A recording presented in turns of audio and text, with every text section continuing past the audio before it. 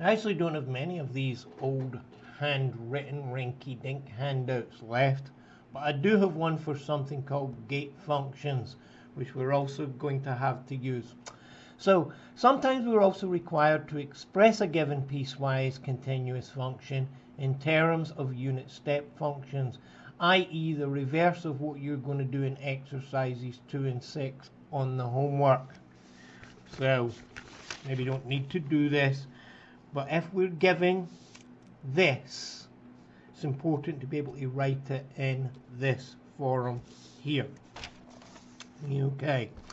And the specific example I want to focus on is this one here, which might be the impressed voltage in an electrical circuit, sometimes referred to as a ramp function. Ramps up, then has a constant value, and in this case switches off. So I've specifically defined this to have the value of 5t between 0 and 2, then a constant value of 10 up until 6, and then it switches off. So suppose we've got that and we need to express g of t in terms of step functions. We can accomplish this using functions called gate functions, which actually are not covered in Boyce and Duprima, but I find them very useful. A gate function is a function whose value is 1 when t is between a and b and 0 otherwise. And in terms of these new things, step functions, these gate functions are defined as follows. A gate between t equals a and t equals b can be determined by taking the difference of u sub a minus u sub b. And a quick, hopefully, explanation. I've gone to the trouble of sketching the graphs of these two respective unit step functions, ua in red and ub in blue. So, on this portion of the interval, both the functions have a value of 0, and 0 minus 0 is 0. However, and this is the key part, when we're between a and b, u sub a has the value 1, but u sub b has the value 0. So when we take the difference on that interval, the value is 1. Once we go beyond b, both of the unit step functions are equal to 1. So when we take the difference, which is what we do with a gate function, we get a graph which looks like this. And hopefully it now becomes more obvious why they're referred to as gate functions.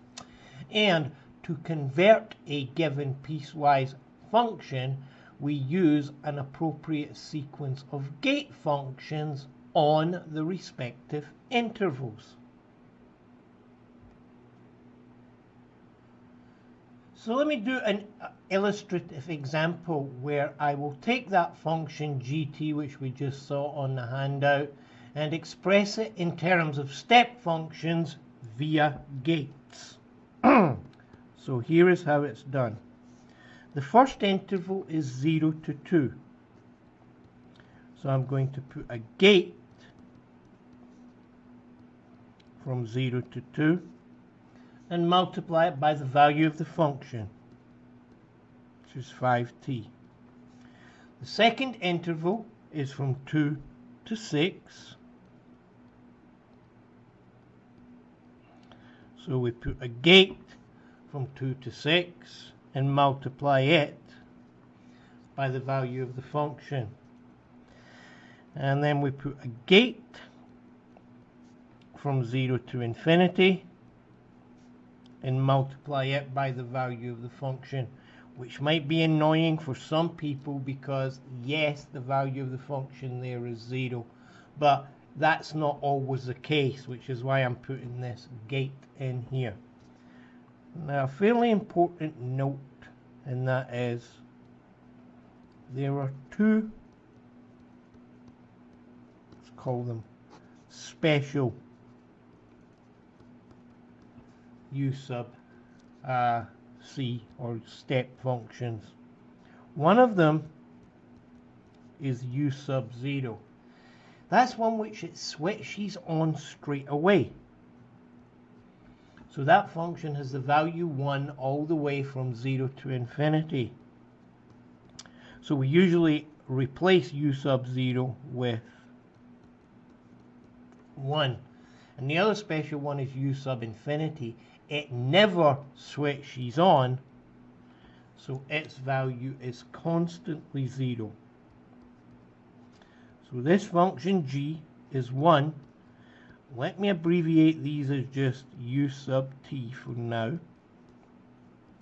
Then plus u sub t minus u sub 6 multiplied by 10, and then the plus 0.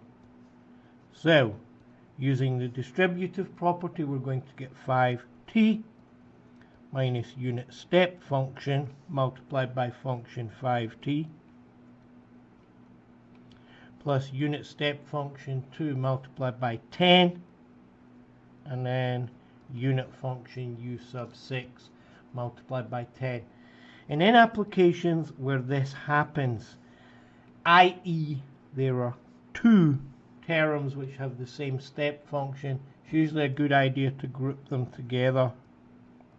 So I'll do it like this. And at this time, I'm intentionally bringing back u sub 2 of t, given it its full respect. Its first name and its second name. And then for that last term, I'm going to do the same thing.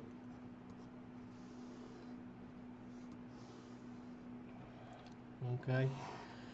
And if things ever go back to normal and we actually go back to having classes in the fall, there is a chance that if you're in some kind of circuits class, this is a skill which will help. Alright.